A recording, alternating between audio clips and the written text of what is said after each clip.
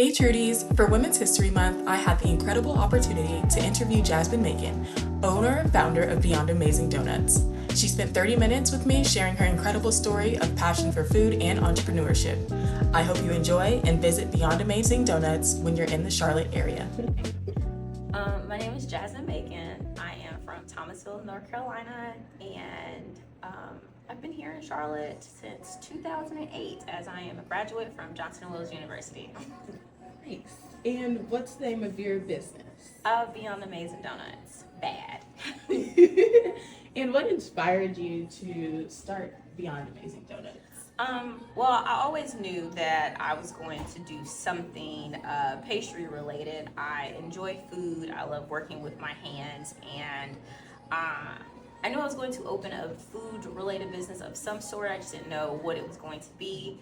And I took a shot at a donut job posting I saw about 10 years ago, and from there I just kind of fell in love with it. I fell in love with the process, just the overall experience of taking something that people are familiar with and kind of just creating my own interpretation of that. And what was your journey like from the moment when you knew that you wanted to start your own business to actually getting a brick and mortar restaurant? Well, all over the place. A bit of a roller coaster, honestly. It went from just kind of talking about owning a business with family and friends, and my father, for as long as I've been alive, has had a martial arts studio in Maryland. So watching him find his passion and seeing how the community kind of just accepted him, and I don't know, just I don't know what I'm looking for. Supported him, I guess, as he was figuring things out. I knew that I wanted to have that, but not so much with martial arts. I did not take after my father being a ninja. But from there, it was just more so asking other people for help, resources, what they thought, and then also working with like-minded or similar businesses and seeing what their processes were, how did they gather the information that they needed to start, and kind of just taking notes taking notes from all the bosses and places that I worked to figure out how to best put it together to start Beyond Amazing Donuts. And then you spoke about community, especially in the Charlotte area. Were there any resources or anything specific that really helped you along in that journey? Yes. Before, for one, I would say Johnson & Wales played a big part in that. Going to that university and leaving, I made a lot of friends and a lot of connections with some of the professors there. And it just so happened that some of my friends also have other businesses. So we just shared resources, kind of put our collective heads together to discuss like how could we help one another. But more so for me, I remember watching Chef Greg Collier as he was in Rock Hill, was starting the Uptown Yoke at that time, and I didn't really see any other black chefs kind of doing what he was doing, and I knew I needed to align myself with him, even though he was just still kind of at the starting stage of his own process. I just knew it was important to kind of connect with him and make sure that he knew who I was, so that maybe he and I could work together, which we did at some point. Nice. Yeah. And so being able to see him, has it set into you, or do you feel that way about other women and black people wanting to start restaurants, looking up to you? And what does that mean to you? The fact or the thought of someone looking up to me is crazy, because I'm just like, I don't know what I'm doing, and I tell people that all the time, that I don't know what I'm doing. But it was amazing to see someone that looked like me, that spoke like me. Chef definitely has like this southern drawl to him, and I was like, all right, well, you know, if he can just naturally be himself, then I feel like there's a space that I can create and feel comfortable and be accepted as well. And just meeting him, his wife, everyone that came along with that, and just seeing our transition and progression in Charlotte, I don't think that it would have been it would not have happened had I not saw someone that I felt comfortable kind of approaching about the things that I had in mind. And so as you started thinking about your business and your brand, the colors, the vision, the mission, how did you come up with Beyond Amazing Donuts to make it what it is today? So Beyond Amazing Donuts, for one, I'm a big nerd. I love anime. I love comics. I love animation in general. So I wanted to incorporate the things that I really enjoyed into a physical space to kind of take people on a ride through the donuts, but also just kind of learning and getting to know me as a Black pastry chef and kind of the brainchild behind all of this. But it naturally just kind of came together.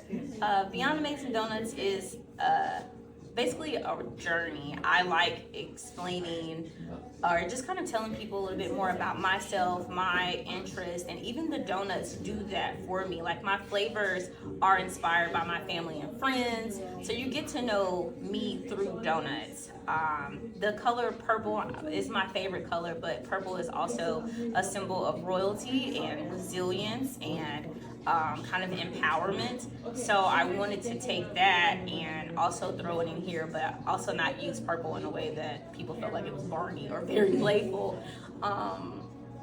But Beyond Amazing Donuts came to be just through honestly relying on family and friends and community and talking about these ideas, and someone saying something that I just stuck with. I was like, okay, well, that sounds great. Let me note that. And then it just magically all came together to be what it is now. Nice. And I love that you mentioned the menu and how you thought about that, because that was my next question. How you ideated the menu, how you tested it, and if you have any favorites. I know you probably like your kids, so maybe yes. Yeah. The menu, again, we have 6 staple flavors that are inspired by just my overall journey as a pastry chef, and mostly like my family and friends. So our most popular donut is actually the brown butter with sorghum caramel, and it's a flavor that I made for my late grandmother. When I was younger, she would eat like slices of white bread with room temperature butter and molasses. So I was just kind of like, the base of a donut is just bread at the end of the day. I was like, I could brown the butter to give it that nutty flavor, and then sorghum I actually learned about when I was working at Lee & Louise. And sorghum is kind of similar to maple, molasses, or honey. So I was just like, I can throw all these things together, and this flavor brings me so much joy and reminds me of my grandmother, and coincidentally enough is our top seller here. But that's kind of how all the flavors came to be. Even the black garlic everything, which is our least popular flavor and our most intimidating, but I created that flavor when I was working with Chef Greg, and he's a no-waste kitchen kind of person, so he doesn't throw anything away. And we were repurposing items in the kitchen one day, and I had a donut pop-up coming up, and Chef was like, well, we have this black garlic, we have dried collards, create a donut. And I was just like, what am I gonna do? And I was like, well, the everything bagel is approachable. It's something people are familiar with. I can take the black garlic and create a black garlic everything donut, and that's how that came to be. It sounds crazy, but it's really good. It's an umami experience, and it gives people something that they're familiar with and a little unfamiliar with. Nice. And when you interact with your customers and you see what flavors that they like, what types of feedback do you like to hear the most, or what type of conversations do you like to have the most? How do you interact? Honestly, I just like the truth. And the truth can hurt sometimes. Mm-hmm. Like, some people will just straight up tell me that's nasty. And I'm just like, all right, well, what did you not like about it? Because that could very well be something that I could change. And I like to hear what was what they appreciated and what they didn't appreciate. I like for people to actually try the items and not just hear, like the black garlic everything, for instance. I like for people to actually try it and then form their own opinion versus just reading it out loud and assuming that it's going to be nasty. Like, no, at least try it, form your opinion, and let me know what you think, because I'm always open to any type of criticism or comments. It can be a little hard to digest at times because, like Erykah Badu said, she's sensitive about her stuff, and so am I. But I don't let that one comment kind of determine how I feel about a flavor or an item altogether. Yeah, and I think like that customer discovery and that feedback, I mean, I'm a founder myself. There's a ton of entrepreneurs here in Charlotte, and customer discovery and feedback can be a very daunting process in starting a business. So I think that's great advice for founders and entrepreneurs that are going to be watching this, and foodies who are going to be watching this. Yes.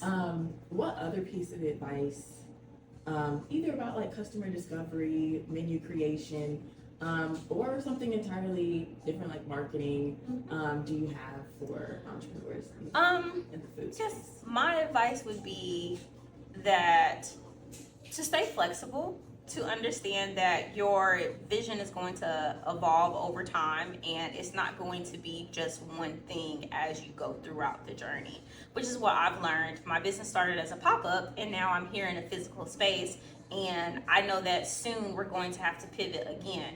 And I'm open to all of these changes. I'm open to the seasons that come with it. There are some seasons that are bright and joyful, and then there are other seasons where I feel like doom and gloom. So you have to be open to all of that and receive it all the same. I feel like more conversations are being had about this, but the one thing that I wish someone would have told me or prepare me for was kind of like the mental and emotional aspect of this and how vulnerable you will be with opening a place. It's not something I thought very much about until I was in that position. And I was like, oh my gosh, I'm exhausted. But I'm not exhausted physically, I'm exhausted mentally and spiritually. And I see more conversations about that being had, but it's definitely a component to entrepreneurship. And I like that you touched on the flexibility around pivoting, because that's something else that's a sensitive topic. Yes. And I'd love to hear more about how you went from a pop-up to a brick and mortar, and then you said there could be something next as well. So we'd love to hear a little bit more about that and the pivot and being flexible. Okay, so my first donut job was 10 years ago. Fell in love. I knew that donuts was going to be my thing. And fast forward, I think, to like 2019. My friends were working with Chef Greg, and they were like, Jasmine, you have to meet him. He's about to do amazing things, and he had just got the nomination for the James Beard Award. And I was just like, okay, guys, but I really don't want to be a pastry chef in a restaurant. I always knew that I wanted to do my own thing. And I remember interviewing for this job with Chef Greg, and I was like, I need you to know, I want to open a donut shop. And it just so happened that I got the job, whatever, I'm the pastry chef at Leon Louise, and the day we're getting ready to open, COVID happens. So we have to shut down. So my pop-ups actually started as a way to pivot from all the restaurant closures, because we were still looking for a way to operate as a restaurant, but also kind of maintain those guidelines that they had with shutting down the dining areas, and people were doing a lot of pickups and takeouts and curbside services. So what happened was I started to offer a pastry box, and from that pastry box, the donut pop-up happened. And from the donut pop-ups, I was still maintaining my position at Leon Louise because eventually the restrictions were lifted, but I was gaining traction from my donut pop-ups. So much so that I was like, okay, I can now leave my job and focus on donuts full time. So I partnered with Hex Coffee in Camp North End, and I was doing a weekend pop-up there. I did that for about a year and a half, and I just so happened to catch the attention of some people, and they were like, how can we help you open Beyond Amazing Donuts in a physical location? Nice. Yep. That was a long-winded. That was super. That was my journey. I've met kind of when I go to like founder events and stuff. I've met a handful of Black women who are aspiring to open physical locations, and being able to share your journey from starting with pop-ups and partnering with a cafe, for example. Oh yeah. And kind of getting like that market feedback, testing your menu, kind of learning everything before making the leap to a brick and mortar, I think is going to be really helpful for a lot of people to hear that have aspirations. Yes, I feel like community involvement is the main thing that helped me get into this space. I had an idea and I just kind of asked for help along the way. Even partnering with Hex Coffee, it was kind of like, hey, so you guys sell coffee and I want to make donuts. Yeah. How do you feel about this? And I even thank them for just opening up their space and allowing me to set up and go through the motions, because at that particular time is when I did take the steps to kind of like practice my recipe. So those donuts then, thank you guys for coming. I know they were nasty. They were not as good as they are now. But I needed that. Like I needed that moment, that year and a half to experiment, to figure out what I now know to help ease things in this space. Yeah. And then second to last question. And you're doing amazing, by the way. This is so great. This is so great. I'm so excited. I guess going back to how you continue to dream and what you see for your business, what do you see as happening next? If there's next, or is this your dream? Or how do you balance? Also, like, how do you balance?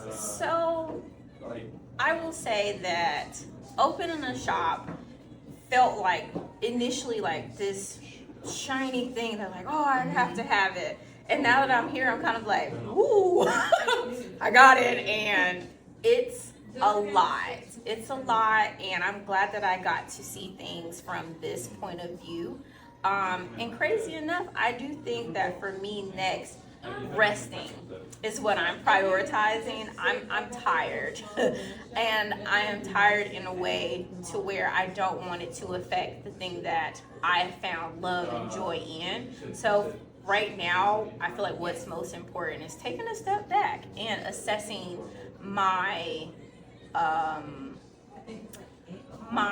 sentiments around being a business owner and what success looks like for me, because I think that maybe downsizing might be the best option. And I don't think anything's wrong with that. I feel like that sometimes people get to this space that I am in and we're just kind of like, all right, I did it. I see how this feels. I know what this looks like. I know what it takes.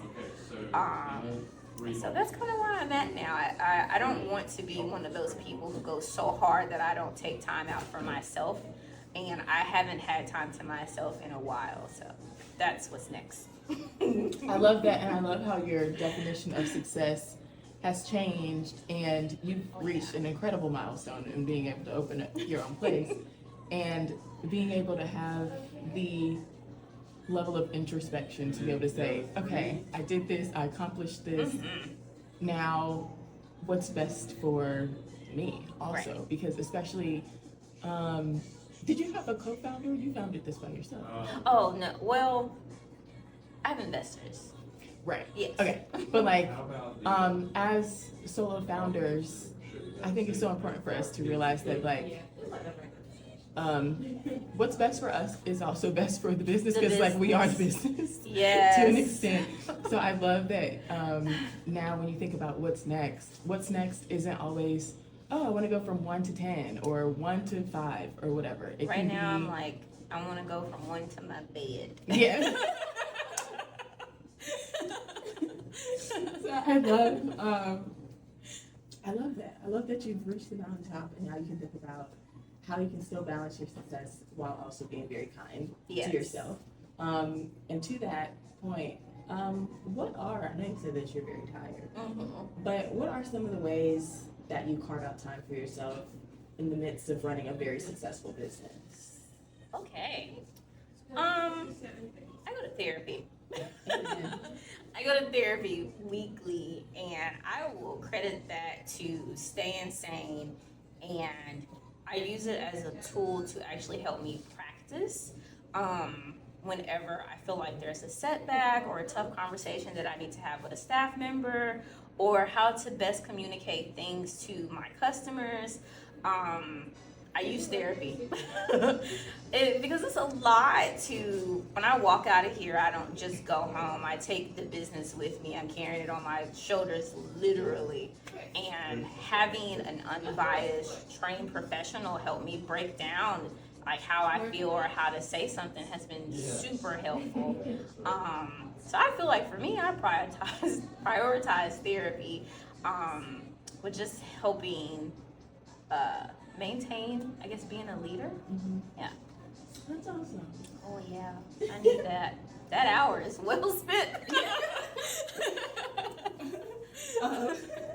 And okay, last one. Is there anything else that you would like to leave with the audience, which will be again like entrepreneurs, food lovers, whether about your journey, about yourself, anything else that we didn't cover?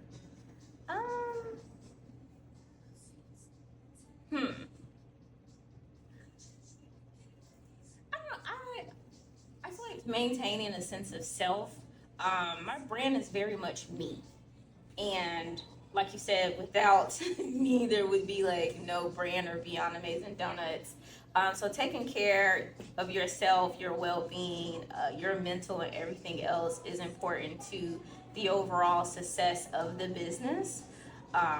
So yes, we want to grind it out. We want to make money real fast, but you can't do that if you're falling apart at the seams.